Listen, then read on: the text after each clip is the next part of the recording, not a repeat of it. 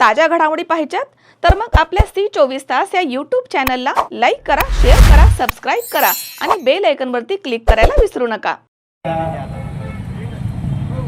गलथान कारभार संदर्भात एक दिवसीय धरणे आंदोलन आज या ठिकाणी संपन्न होत आहे.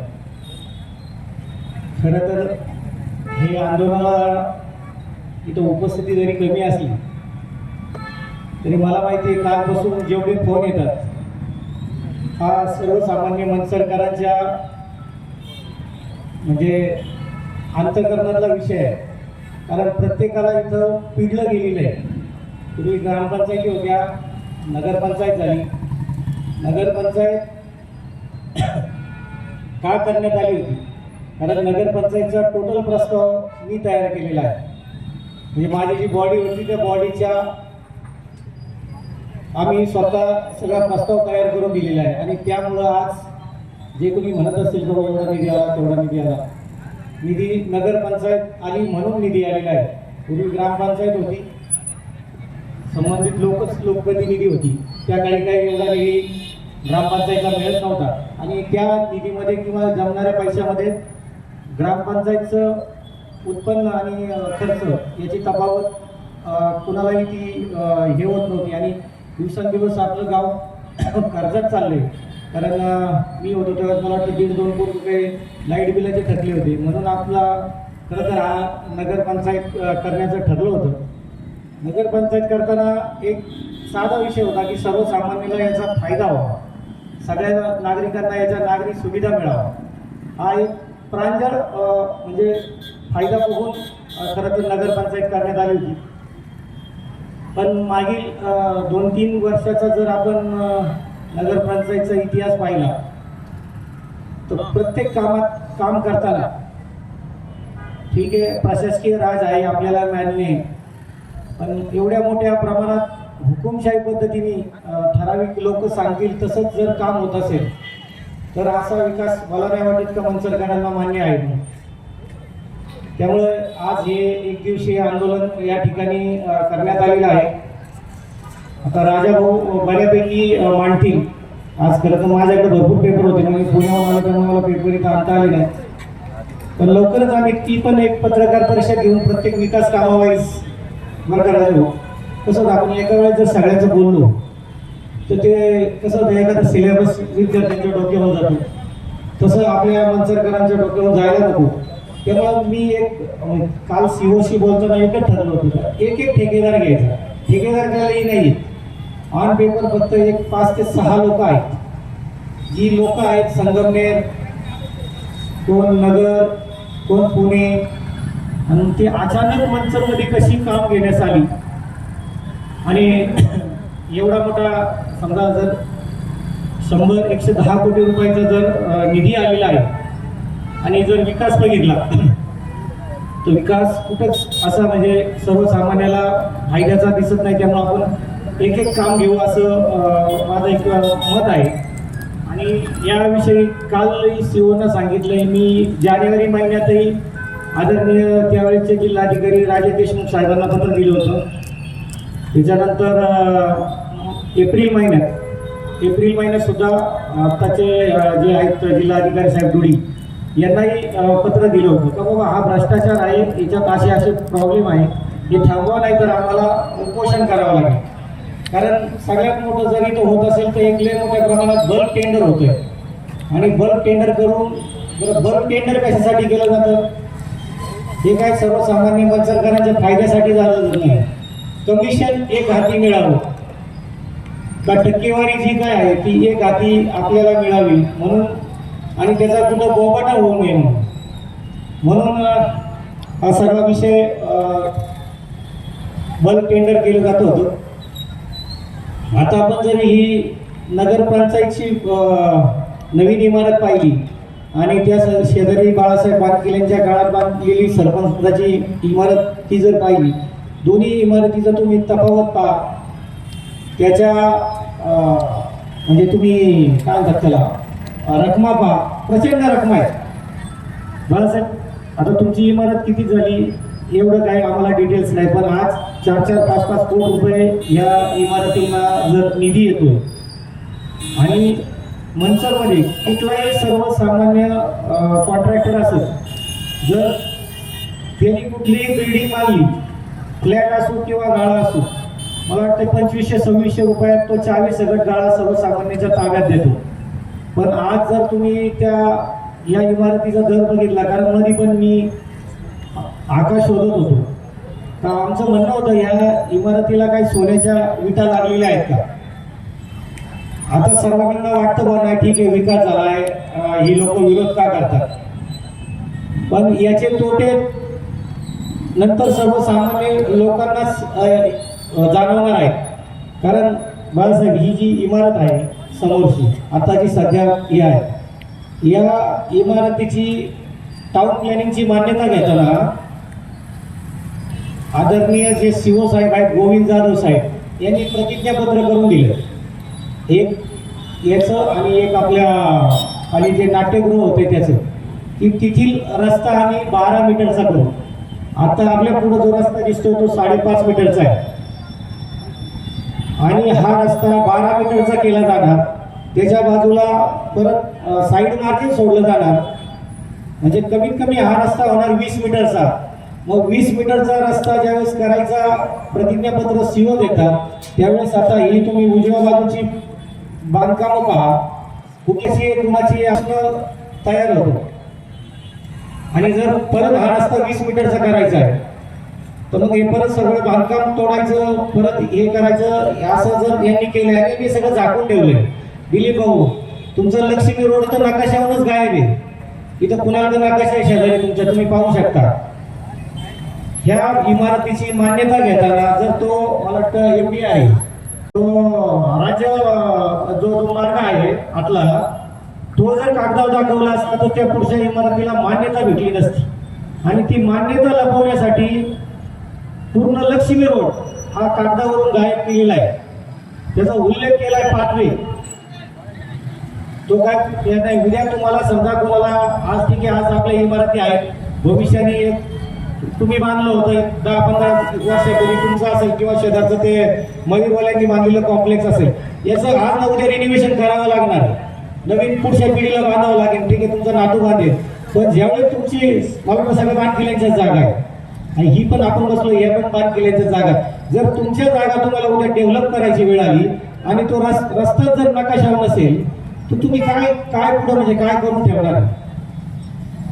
म्हणजे त्यामुळं ह्या लोकांनी जे काय मंजुरीसाठी आणि ठीक आहे इमारती बांधणं काय चुकीचं नाहीये, पण तुम्ही जर असे सगळ्या अंधारात ठेवून आज हे परत 12 मीटरसाठी इथलं बांधकाम तोडा, तो मधला रस्ता गायब आहे, अशा सगळ्या गोष्टी जर तुम्ही जर करणार असेल तर मला नाही वाटत हा विकास मनसरकरांना मान्य राहील. म्हणून अशा अनेक गोष्टी आहेत. आज खरं तर पेपर हातात नाही, कारण पेपर दाखवल्याशिवाय आपली लोक पण शहाणी होत नाही.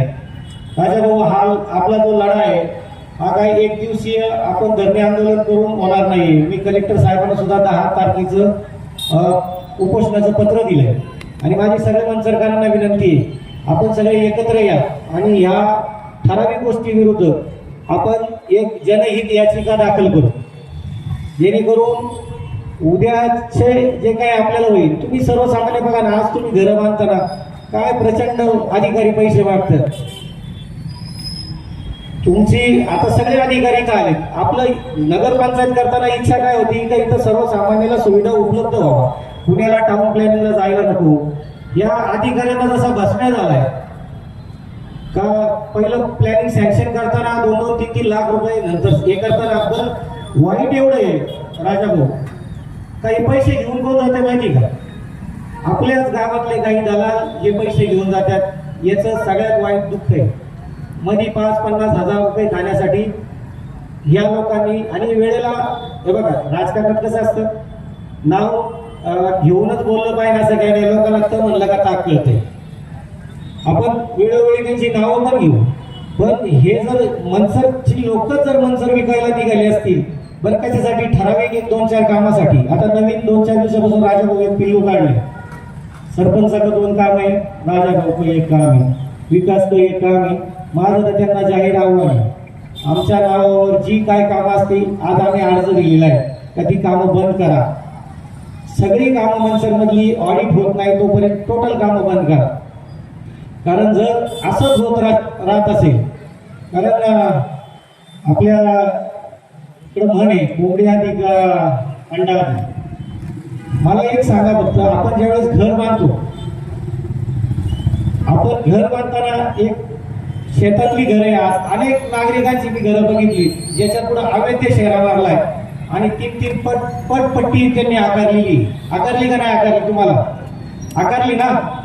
मग जर आज मी फक्त बीबी मोरे आणि त्या पुढच्या बिल्डिंगवर बोलतोय, मला एक सांगा, आपण घर बांधताना किंवा इमारत बांधताना काय प्रोसिजर असते? नाही दाखवलं तरी चालेल, पण मी जे म्हणतोय ना आता, पुन्हा तो कागद दाखवतात. माझ्याकडे आज कागद इथं कमी आहेत. मी जरा पुण्याहून आल्यामुळे आहे ना, माझ्याकडे कागद इथं हातात नसल्यामुळं मी जास्त बोलत नाही. पत्रकार परिषद घेऊन आम्ही वेळोवेळी मांडू. याची टाउन प्लॅनिंगची हा कागद आहे नगर रचना विभागाचा, ज्याला आपण टाउन प्लॅनिंग म्हणतो. का आपण जी आर्किटेक्टकडून नाही घेतो त्याचा तो सँक्शन केल्यानंतर आपण बांधकाम चालू करतो. याची मुदत आहे 10/12/2024. म्हणजे 10/12/2024 म्हणजे किती महिन्यापूर्वी? 5-6 महिन्यापूर्वी, बरोबर. मला एक फक्त सांगा, ह्या इमारतीचं काम कधी चालू झालं? वर्ष झाले का? वर्ष, बरोबर ना. मग जर वर्ष चालू झालं आहे आणि जर 12व्या महिन्यात परवानगी घेतात, तर ह्या इमारतीवर सुद्धा अवैध शेरा का मारू नये म्हणून. म्हणजे आपल्या गावचा सरकारी पैसा फक्त ठराविक लोकांना जास्त रकमेने 2600-2700 रुपये मिळण्यासाठी जर अधिकारी एवढी मोठी जर चूक करीत असतील, तर त्यांना आपल्या घरापुढं अवैध शेरा मारायचा, दुकानापुढं अवैध शेरा मारायचा अधिकार नाहीये. माझी प्रत्येक नागरिकाला विनंती आहे, जर इथून पुढं अधिकाऱ्यांनी 3 पट जर कुणाकडे टॅक्स मागितला तर आम्हाला फोन करा, आम्ही स्वतः तिथं येऊ. ठीक आहे, गावची मुलं काहीतरी ठेकेदारी करतात, मान्य, शिकली इंजिनियर झालेत, करू द्या, काय अडचण नाही. शिकलेल्या मुलांनी बिनधास्त कामं करावी. पण तुम्ही हा संगमनेरचा बीबी मोरे ठेकेदार आणलाय आणि याची तारीख किती सांगितली मी तुम्हाला? 10/12/2024. याला नाना परवानगी कधी दिली माहिती का? 1 फेब्रुवारी 2024. याचं टेंडर केलं 1 फेब्रुवारी 2024. म्हणजे करप्शन फक्त इथं नाहीये, खालूपासून तर वरपर्यंत आहे.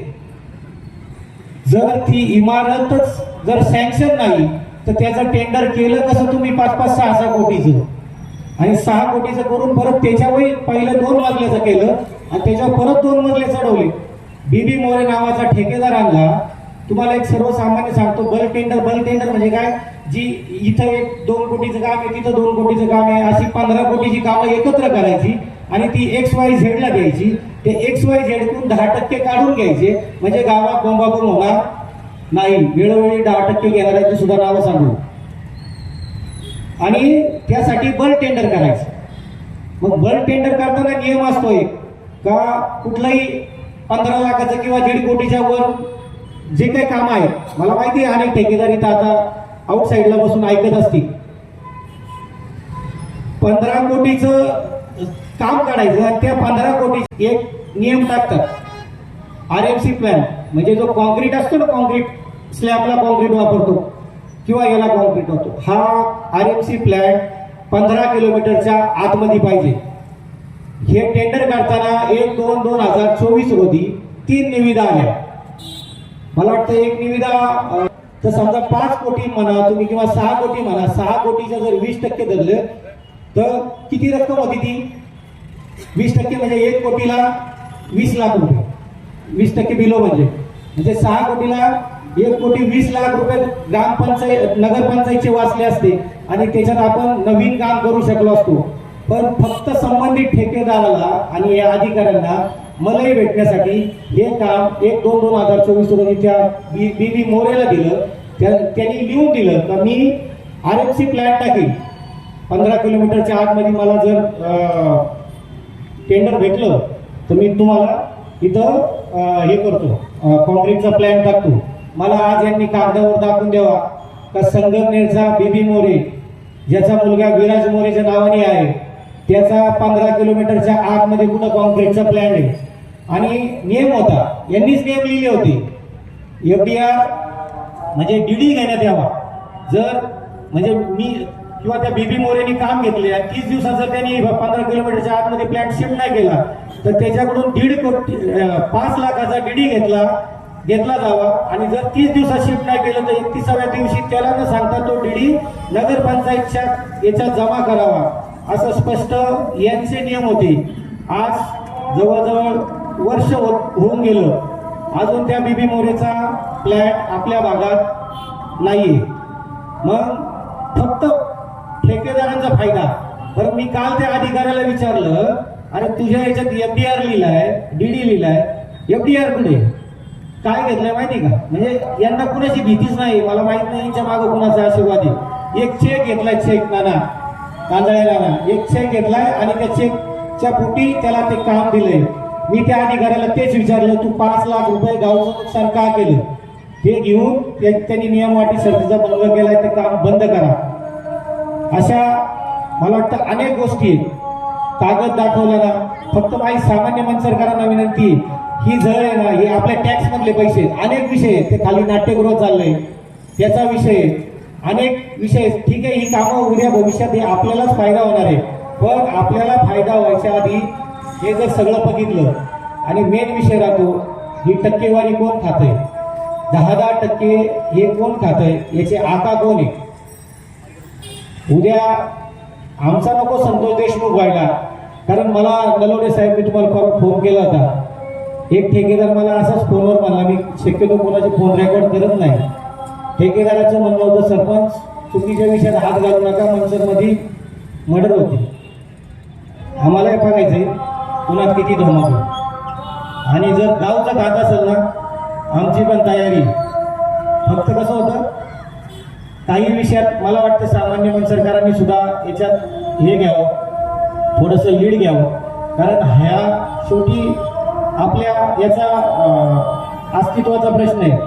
तुमच्यातल्या किती जणांना माहिती आहे, एक शासनाने 2.5 ते 3 कोटी रुपये खर्च करून पुढच्या 40 वर्षाचा डीपीआर बनवायचं काम चालू आहे. डीपीआर हे डीपी प्लॅन डेव्हलपमेंट प्रोजेक्ट. आपलं मनसर कसं असेल, कुठं गार्डन असेल, कुठं काय असेल, कोण ठेकेदार आहे कुणाला माहिती, कुणालाच माहिती नाही. आणि मी तुम्हाला सांगतो, ठीक आहे, निवडणुका येतील जातील, लोक निवडून द्यायचं का नाही हे लोक ठरवणार आहे. पण जर चुकीची लोक त्या पदावर जर बसली ना, तर फक्त एकमेकाची जिरवायसाठी, मग तो माझ्या विरोधातला आहे, याचं पार्किंगचं हे टाक, तुम्ही काही करू शकत नाही, तुम्हाला कोर्टात जाण्याशिवाय पर्याय नाही. आणि आज तो डीपी बनतोय, किती जणांना माहिती, किती मनसरकारांना विश्वासात घेतलंय का डीपीचं काय चाललंय. एक मिटिंग घेतली, फक्त लाईन केली, गायब झाली, तोपर्यंत काय टेंडर झालं नव्हतं. आज कुणाच्या जागेवर पार्किंगचं आरक्षण आहे, असे अनेक मुद्दे आपण या विषयात थोडंसं गांभीर्याने लक्ष दिलं पाहिजे. मला माहिती आहे सगळ्यांचं म्हणणं असतं राजकारण वाईट आहे, सगळे राजकारण एकाच माळेचे मणी असतात, असं सर्वसामान्यांचं मत असतं. पण राजकारण वाईट आहे, लांबून बघून त्याची जळ शेवटी आपल्यापाशीच येणार आहे. प्रत्येक गोष्ट तुम्ही कोणाच्या जीवावर उड्या मारताय ना, किती दिवस मारताय आपण बघू. शेवटी मनसरकडे, तुम्हाला मनसरचं पाणी अजून माहीत नाही. स्वर्गीय अण्णांनी काही शिष्टाचार पाळून दिले, म्हणून त्या शिष्टाचाराचा भाग म्हणून आम्ही संयमात घेतोय. माझी त्यांना विनंती आहे, अजूनही तुमच्या प्रशासकीय कामात थोडा बदल करा, लोकविमुख करा, सर्वसामान्याला ते तिथं हे करा. कशाला तुम्हाला पुढाऱ्याचे फोन लागतात? पुढाऱ्याचे फोन झाले का तुम्ही गोटे मायनस करता. त्यांनी मला 10 वेळा सांगितले, आम्ही एकाचाही गोटा लिहिणार नाही. आजही अनेक नागरिकांच्या गोट्यांचे तिथं नोंदी त्यांच्याकडून पट्ट्या आकारल्या जातात. बरं, सर्वसामान्य बोलायला गेलं की त्यांना उडवाउडवीची उत्तरं देतात. पवार जो काय आहे इंजिनियर, तो कुठून आलाय मलाही सांगता नाही, तो भलत्याच नशेत आहे. त्यांना पण माझी विनंती, साहेब तुम्ही अधिकारी, तुमचा रिस्पेक्ट आहे, पण जर तुम्ही असं प्रत्येक गोष्टीत जर सर्वसामान्याला जर हे करत असाल तर हे चुकीचं आहे. आणि जे काही आहेत, जे काही मनसरचे काही लोक चुकली, ठीक आहे, त्यांच्याबरोबर आज 2 रुपये भेटतात म्हणून बरोबर भेटतात. त्यांना पण माझं हात जोडून विनंती आहे, या पापाचं धनी होऊ नका. कारण गावाचं जे त्यांनी खाल्लंय ना, नंतर त्याचं काय काय होतंय हे कुणाला सांगायची गरज नाही. त्यामुळं सगळ्यांना मनसरकरांना विनंती का हा लढा काय एकट्याचा नाहीये. उद्या काय होईल आता तर फक्त हात घातलाय तर लोक धमकी द्यायला लागले. उद्या ज्यावेळेस अजून पेपर पुढे येतील त्यावेळेस अजून काय काय होईल हे मलाही कोणाला भविष्य माहीत नसते. कारण सर्वसामान्य माणूस काय आपण एकटेच हिंडत असतोय, आपण पुढे हे होतोय. फक्त या विषयात सर्वांनी थोडं थोडं लक्ष द्या. आणि ठीक आहे राजकारण हे पण नगरपंचायतीच्या त्या आमदाररुंदी कारभाराबद्दल आपण गेली बरेच दिवस त्या ठिकाणी चर्चा करत होतो आणि बऱ्याच ठिकाणी ज्या ज्या वेळेला आम्ही कार्यक्रमाच्या माध्यमातून जायचो त्या त्यावेळी ग्रामस्थ असतील, मनसरचे काही नागरिक असतील, वेळोवेळी ह्या नगरपंचायतच्या कंप्लेंट्स आम्हाला त्या ठिकाणी देत असायचे. आज मित्रांनो आपण जर पाहिलं तर 2021 साली ही आपली नगरपंचायत या ठिकाणी स्थापना झालेली आहे. त्याच्या अगोदर मनसर ग्रामपंचायत म्हणून आपला कारभार चालला होता आणि मनसर ग्रामपंचायतचा कारभार देखील मी केलेला आहे. या ठिकाणी माझे सरपंच दत्ता गांगळे बसलेले आहेत, पंचायत समितीचे सदस्य राजाराम वानखेडे देखील बसलेले आहेत. नगरपंचायतीमध्ये आता जी विकास कामं चाललेली आहे आणि या कामांचा आपण जर पाहिलं तर आता ज्या ठिकाणी उल्लेख झाला, बाळासाहेब वानखेडे यांनी कामगार नेत्यांनी या ठिकाणी सांगितलं की आपण ज्या वेळेला आपली घरदारं बांधतो त्यावेळेला आपण नगरपंचायत असेल, नगर रचना विभाग असेल त्याची आपण परवानगी घेत असतो आणि त्या परवानगीनुसार आपण त्या ठिकाणी बांधकाम करत असतो.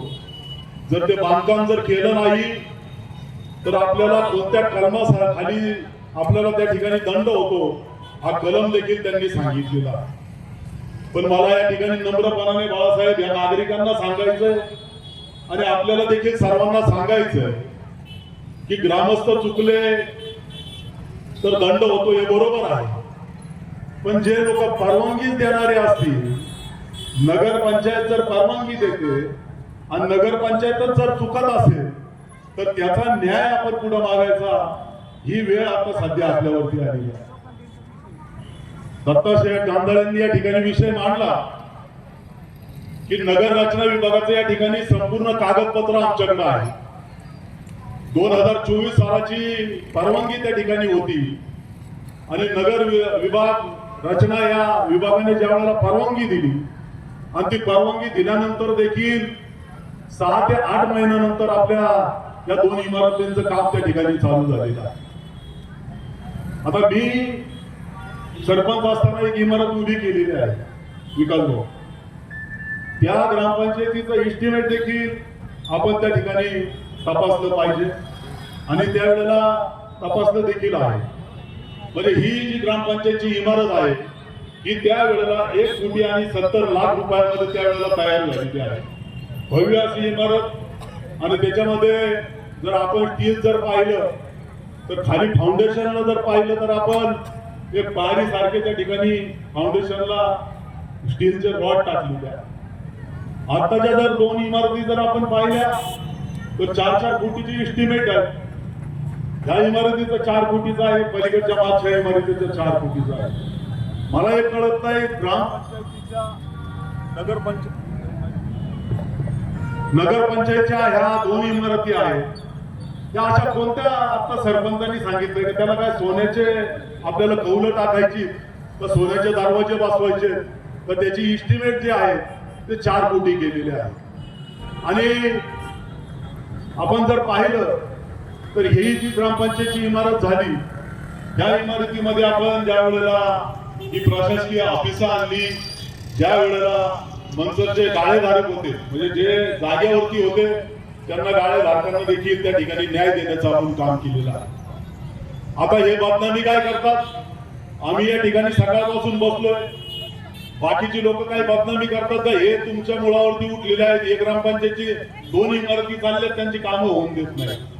आमचा आज तुम्हाला प्रामाणिकपणे आम्ही सांगतो की मनसरमध्ये जी विकास कामं चाललेली आहेत त्या विकास कामाला आमचा कुठल्याही प्रकारचा विरोध नाही. आणि यांनी ज्या प्रकारे आमची जी बदनामी चालवली त्या बदनामीचं हे कारण त्या ठिकाणी असूच शकत नाही.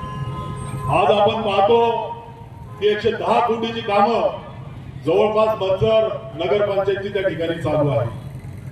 आता मला आपण या ठिकाणी बरीचशी मंडळी मंचरची आहेत, 110 कोटीची कामं खरोखर चाललेली आहेत दिसतात का आपल्याला, हे देखील त्या ठिकाणी प्रश्न पडलेला आहे. जर समजा आपल्याला मंचर मध्ये एक चांगल्या प्रकारचं जर काम करायचं असेल, आज पाहतो आपण मंचरच्या आजूबाजूला मंचर मध्ये मोठमोठ्या इमारती त्या ठिकाणी चाललेल्या आहेत आणि या इमारतींचं जर ड्रेनेज जर पाहिलं तर ड्रेनेज आपल्याला त्या ठिकाणी श्वास खड्डा घ्यावा लागतो आणि त्या श्वास खड्ड्यामध्ये आपलं सगळं सांडपाणी असेल, आपलं ड्रेनेजचं पाणी असेल त्या ठिकाणी सोडावं लागतं.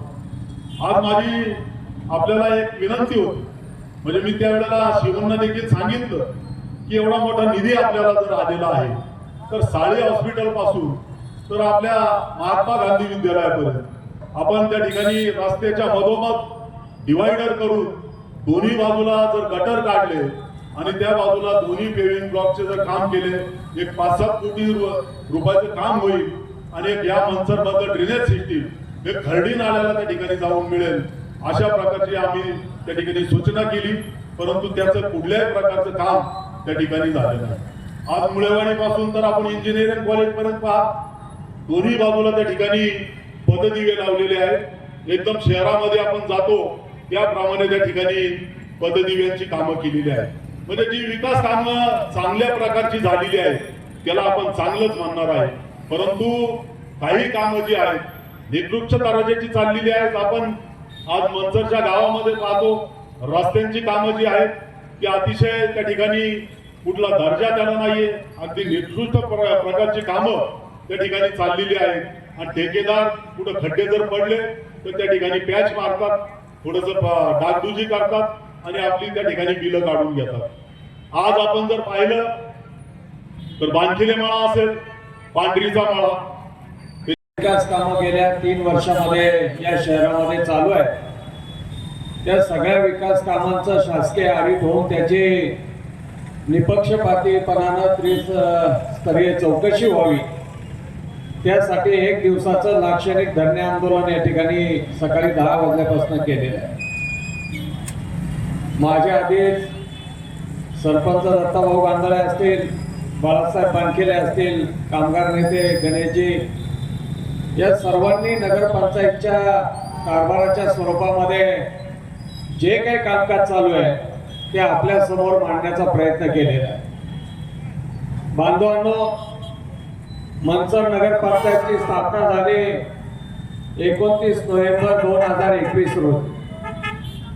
म्हणजे आज बरोबर 3 वर्ष 6 महिने आणि 6 दिवस मंचर नगरपंचायतच्या स्थापनेला होत आहे.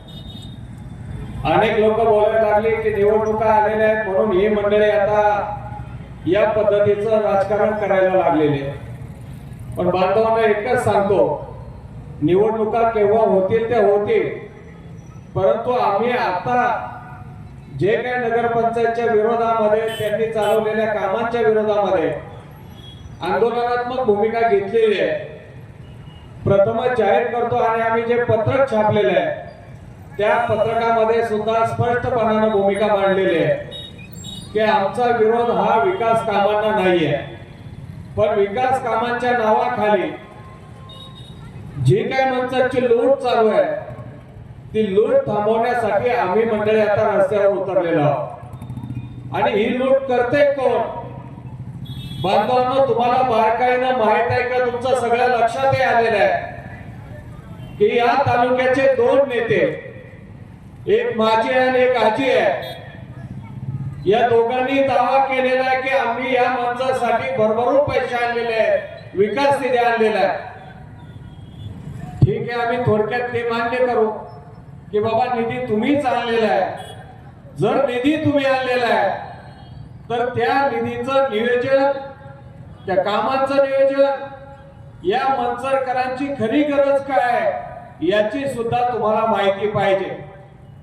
या तालुक्याचे आमदार गेली 35 वर्ष या तालुक्याचं प्रतिनिधित्व करतायत, सातत्यानं मंचर शहरात येत आहेत, जात आहेत, अनेक सभा समारंभ घेत आहेत आणि आता तर अलीकडे 2-5 वर्ष मंचर शहरामध्ये ते स्वतः राहायला आलेले आहेत। मग माझा त्यांना एक प्रश्न आहे की आमदार साहेब, तुम्ही या तालुक्याचं नेतृत्व 35 वर्ष करत आहात, मग या 35 वर्षामध्ये मंचरकरांची प्राथमिक गरज काय, मंचर शहरासाठी काय गरजेचं आहे, हे तुमच्या कधी लक्षात आलं नाही का?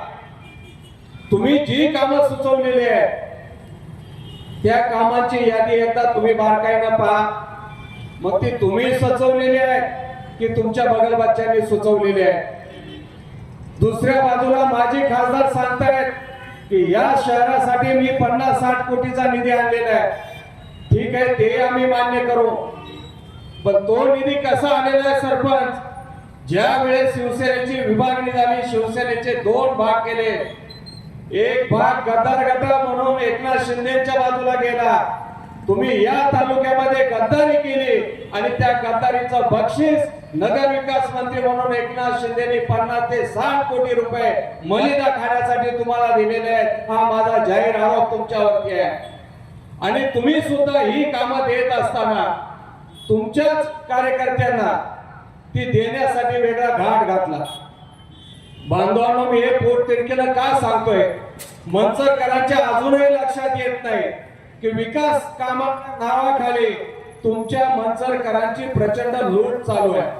ही सोन्याचा अंड देणारी कोंबडी या 2 नेत्यांना वाटलेली आहे, एकदम कापून खायची नाही, कारण तुमच्या नावाखाली पैसे आणले जातात, पैसे मिळतात, ते पैसे मिळाल्यानंतर दत्ताभाऊ तुम्ही जे सांगितलं की उदाहरण म्हणून या 2 इमारतींचे जे काही मूळ कॉन्ट्रॅक्टर आहेत मोरे नावाचे, ते आपल्या पुणे जिल्ह्यातले नाही तर नगर जिल्ह्यातले, त्या व्यक्तीनं टेंडर भरल्यानंतर या इमारतीच्या पाहणीसाठी, त्या इमारतीच्या आखणीसाठी, पायाभरणीसाठी केव्हा आलंय की नाही हे मलाही माहित नाही आणि मंचरकरांनाही माहित नाही, आपल्यालाच नाही तर त्या नगरपंचायत मध्ये काम करणाऱ्या अधिकाऱ्यांनी सुद्धा त्या व्यक्तीला पाहिलंय की नाही ही शंका आहे, कारण 3 कामं आहेत एकाच्या नावावर आणि करतात दुसरे।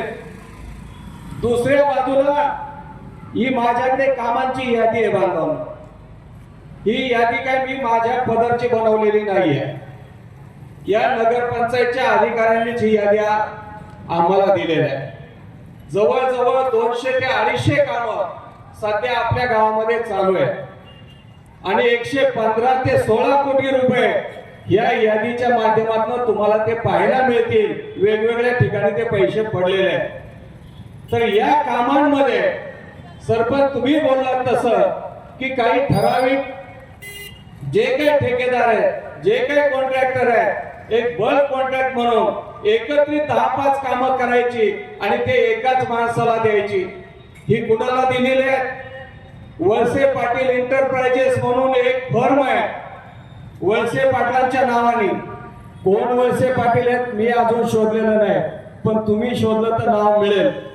त्यांच्या नावावरती 35 कामं पडलेली आहेत बांधवांनो, एकाच फर्मच्या नावाने, एका व्यक्तीच्या नावावर 35 कामं या मंचर शहरातली या ठिकाणी त्यांना टेंडर देण्यात आलेलं आहे। हे मी खोटं सांगत नाही तर हे कागद बोलताय आणि हे नगरपंचायतच्या अधिकाऱ्यांनी दिलेले पेपर आहे। दुसरी फर्म आहे तन्मय एंटरप्राइजेस, ती कुणाची आहे? आपल्याच परिसरातील, आपल्याच भागातील एक नेता आहे, त्याचंही नाव शोधा, तुम्हाला मिळेल, मोठा नेता आहे, सध्या एका मोठ्या मार्केटवरती त्यांना बसवलेलं आहे, चांगल्या पद्धतीनं मार्केटवरती त्यांना बसवलेलं आहे, चांगल्या पद्धतीनं त्या ठिकाणी काम करतायत, त्यांना बक्षिसी म्हणून 35 कामं त्यांना सुद्धा त्यांच्या नावावर टाकलेली आहे। हे राजाराम बानखेले पदरचं सांगत नाही, हे नगरपंचायतच्या अधिकाऱ्यांनी दिलेलं रेकॉर्ड आहे आणि माझ्या हातात। सरपंच तुम्ही जरी नावं नाही घेतली तर मी कुणाच्या बापालाही घाबरत नाही, कारण या गावचा 1 आना पैसा नाही तर अर्धा कप चहा सुद्धा कधी कुठल्या अधिकाऱ्याचा आणि ठेकेदाराचा राजाराम बानखेले कधी पेला नाही आणि भविष्यात सुद्धा पेणार नाही। कामाच्या मोबदल्यामध्ये जर कुणाला काही शंका असेल, संशय असेल तर त्यांनी जाहीरपणानं आमचाही रेकॉर्ड तपासावं. दुसऱ्या पद्धतीनं भीमाशंकर एंटरप्राइजेस आहे, त्यांच्या नावावरती ही 14 कामं आहे. त्रिमूर्ती कंस्ट्रक्शन आहे, काळे कंपनी गोरेगावचं, त्यांच्या नावावर 3 कामं आहे. आणि तुम्ही सांगितलं सरपंच बीबी मोरे यांच्या नावावर 4 कामं आहेत. ही 4ही कामं समोरच्या बिल्डिंगची आहे. ती बिल्डिंग कशा पद्धतीची आहे ती तुम्ही पाहिली आहे. आणि मग बाकीची छोटी मोठी कामं आपल्या परिसरातील 4-2 पदाधिकाऱ्यांना दिलेले आहे. पण ही देत असताना 10-10, 5-5 कामं एकत्र करायची. मी सांगितलं सगळ्या कामांची यादी जवळजवळ 250 कामं आहेत. त्याच्यात 10 लाखापासून 5 लाखापासून तर जवळजवळ 5-5, 6-6 कोटीची कामं आहेत. मग ही सगळीच्या सगळी कामं 250 कामं या 70-75 लोकांना विभागून दिली. एकाच्या नावावरती 35 आहेत. त्या 35 कामांचं विभाजन त्यांनी असं केलं, जी माजी नेत्याकडे त्यांनी त्याच्या पदाधिकाऱ्यांना कार्यकर्त्यांना ती कामं दिली. जी आताच्या आजी आमदाराकडे त्यांनी त्याच्या कार्यकर्त्यांना कामं दिली. रेकॉर्डवर ही नावं कुठे तुम्हाला दिसणार नाहीत, कागदावर ही नावं नाहीत. पण उद्घाटनाच्या दिवशी पेढ्याचं बॉक्स, नारळ, उदबत्त्या, गुलाब, बुका घेऊन हे हजर. मी 2 ठिकाणी प्रश्न विचारले की बाबांनो तुम्ही काम घेतलं नाही, मग पेढे नारळ कशाला घेऊन आले? ठीक आहे, उद्घाटनासाठी तुमच्या नेत्याने मंजूर केलं म्हणून आला असा आवडीनं पेढे नारळ घेऊन. परत दुसऱ्या दिवशी दोरी घेऊन ते हजर पक्षाचे पदाधिकारी. तुम्हाला खोटं वाटत असेल, तुमच्या गल्लीतले काम चालू असताना हे होते की नाही ते तुम्ही पहा. एका जबाबदार पक्षाचे पदाधिकारी एका कामावरती जर 4-4, 6-6 वेळा चक्र मारत असतील तर त्यांना काही लय गावाबद्दल प्रेमी असं नाही. बांधवांनो, ती कामं एकमेकांना टक्केवारीला देत गाळ करत करत खाली आलेले. सरपंच साहेब, जर एखादं 1 कोटीचं काम असेल बाळासाहेब, त्या 1 कोटीच्या कामात ज्यांनी काम मंजूर करून आलंय त्याला 5 ते 10%, ज्याच्या नावावर टेंडर आहे त्याला 5 ते 10%, त्यांनी तिसऱ्याला द्यायचं, त्याच्याकडनं 3% घ्यायचे, त्यांनी परत खाली द्यायचं, त्याच्याकडनं 3% घ्यायचे. बांधवांनो, ते काम अधिकाऱ्यांपासून तर तळात जो काम करतो त्याच्याकडे जाईपर्यंत जवळजवळ 20 ते 25% त्यात घट होती. जीएसटी 18%. एकंदरीत 1 कोटीच्या कामामध्ये 40 ते 45 लाख रुपये हे वाटण्यावारी जातात. मग राहतात खाली 50-55 लाख रुपये. आणि ज्या बिचाऱ्यानं तळात काम घेतलेलं आहे तो कुठला तरी साधा एखादा कॉन्ट्रॅक्टर किंवा ज्या बिचाऱ्याला मजबुरीनं काहीतरी करावं लागते असे ठेकेदार आहेत, ते काम करताय. मग त्यालाही वाटतं मलाही 2 पैसे याच्यातनं राहिले पाहिजे, मग तो काम करतो. याची उत्तम उदाहरणं पाहिजे झाली तर आपल्या मनसर गावठाणामध्ये तुम्ही जा. जे कॉन्क्रीटचे रोड बनवलेले आहेत 6 महिन्यात दुराळा उधाळायला लागला. मग सिमेंट कॉन्क्रीटचे रोड आहेत की बीडची राख येऊन त्या राखाचे रोड आहेत तेच आम्हाला काही कळत नाही. सगळ्या रस्त्यांना खड्डे पडले. आम्ही तक्रारी केल्या, त्या सिमेंट कॉन्क्रीटच्या रस्त्याला सुद्धा थिगळं मारलेली. एका बाजूला हे रस्त्यांचं काम चालू, दुसऱ्या बाजूला तुम्ही पाहिले पोलीस स्टेशन पासून तर चौकापर्यंत, छत्रपती शिवाजी महाराज चौकापासून पुन्हा छत्रपती संभाजी महाराज चौकापर्यंत कॉन्क्रीटचा रोड झालेला आहे. त्याच्या दोन्ही बाजूला हे ब्लॉक टाकलेले आहे. एका बाजूला 10 लाख रुपये, दुसऱ्या बाजूला 15 लाख रुपये, परत 5 लाख रुपये, जवळजवळ 30 ते 40 लाख रुपयाचे हे सिमेंट ब्लॉक टाकलेले. ठीक आहे, हरकत नाही, चांगला रस्ता झाला. आणि आता पुन्हा मागच्या महिन्यामध्ये याच रस्त्यावरती बाजूला गटर मंजूर झालेले ते 70 लाखाचे. आधी ब्लॉक टाकले, कॉन्क्रिटीकरण केलं ना आता गटर मंजूर केले. बाळासाहेब, हे कोणत्या बुद्धिवाद्यांचं काम आहे? कुठल्यापासून हे काम आणि यांचा उद्देश काय? आता हे गटर करायच्या नंतर सरपंच इकडे करायचं म्हणलं तर लोकांचे अतिक्रमण आहे. तुमची बिल्डिंग सुद्धा नगरपंचायतची त्याच्यात आहे.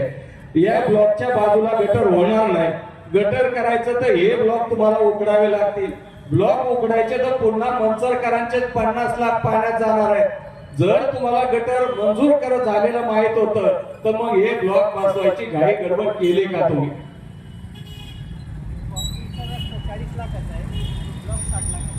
सरपंच म्हणताय सिमेंट कॉन्क्रीटचा रस्ता 40 लाखाचा आणि त्याला साईडला ब्लॉक बसवले, त्याचं इस्टिमेट आहे 60 लाखाचं, त्याचं टेंडर आहे 60 लाखाचं. म्हणजे ही जी कामं आहेत, ही जी पोटतिडकीनं आम्ही बोलतोय बांधवांनो, ही कामं केवळ आपल्या पदाधिकाऱ्यांचे, आपल्या कार्यकर्त्यांचे प्रपंच चालले पाहिजे आणि आपल्यालाही 2 पैसे मिळाले पाहिजेत या माध्यमातून चालवलेली ही काम आहे. मगाशी बाळासाहेबांनी सांगितलं, ही नगरपंचायत आपली ग्रामपंचायतची इमारत त्यांनी त्यांच्या काळात बांधली 1,70,00,000 कुठल्या साली सरपंच? 2009. समजा आता 15-16 वर्षांनी त्याच्यामध्ये ते स्क्वेअर फूट मोजा आणि समोरच्या 2 बिल्डिंगचं स्क्वेअर फूट मोजा. या 2 बिल्डिंगचं एस्टिमेट सरपंच सुरुवातीला होतं 4 कोटी रुपये. ते काम मंजूर केलं आणि काही झालं, काही केलं सरपंच बीड सारखं मंजूर होऊ पाहते. तुम्ही जे बोलले ती भविष्याकडे वाटचाल चालू आहे. या ठिकाणी प्रचंड मोठ्या प्रमाणात मलिदा गँग तयार झाली. त्याच्या जीवावरती ही कोणालाही उद्या दंडबाया सावरून दादागिरी करायला मोकळे, पण आम्ही याला घाबरणार नाही. आम्ही आमचा जीव या गावातील सर्वसामान्य माणसासाठी ओवाळून टाकलेला आहे. पूर्वी आम्ही त्याच पद्धतीने काम करत होतो, आजही त्याच पद्धतीने करत आहोत आणि भविष्यात तुम्ही कितीही दहशत दिली, कितीही धमकावलं, आमच्या कामात फरक पडणार नाही. कारण आम्ही लाचार नाही, आम्ही विंदे नाही, आम्ही कुठल्याही पद्धतीचे भोगवटादार नाही आहेत आणि आम्ही कुठलाही मलिदा खाल्लेला नाही. जे करायचे ते करा, पण आम्ही सत्यासाठी भांडणार, मनसरकरांना न्याय मिळवून द्या. हे झालं बांधकामाच्या संदर्भामध्ये. दुसरा एक विषय बांधवांनो, मंचर शहरामध्ये शौचालयाची 4 युनिट मंजूर केली. किती? 4 युनिट. एका युनिट मध्ये 8 संडास. याचं एस्टिमेट किती आहे? टेंडर किती आहे? 1 कोटी रुपये 4 युनिटचं. म्हणजे 1 युनिट 8 संडासचं. 8 संडास आपण शेजारी चाळी सारखी बांधली. आम्ही त्यांना विनंती केली, लेखी अर्ज दिला की साहेब ही 8 संडास एका जागी बांधून मंचरकर काय चाळीनं कुठं संडासला जाणार नाहीत, एवढी एका जागी बांधू नका. याचे किमान 2-2 तुकडे करा, 4-4 संडासाचा ग्रुप करा आणि 8 ठिकाणी संडास बांधा. नाही म्हणले आता ते टेंडर झालेले, आता त्याच्यात काय बदल करता येत नाही, एस्टिमेट तयार आहे, सगळं तयार आहे. मग पुढच्या वेळेस आपण 4-4 करू, ठीक आहे, हरकत नाही. मग 8 संडासच्या एका युनिटला 25 लाख रुपये. संडास तुम्हाला माहिती आहे साईज काय असते, जास्तीत जास्त मोठं धरलं मी तर सांगतो 4x6 मोठं झोपून त्याच्यात कोणाला काय कार्यक्रम करायचा तर करू शकतो. 4x6 24 स्क्वेअर फूटचं एक संडास. 8 संडासचे किती झाले? 200 स्क्वेअर फूट. 200 स्क्वेअर फूट आज एखादा बंगल्याचं बांधकाम गेलं.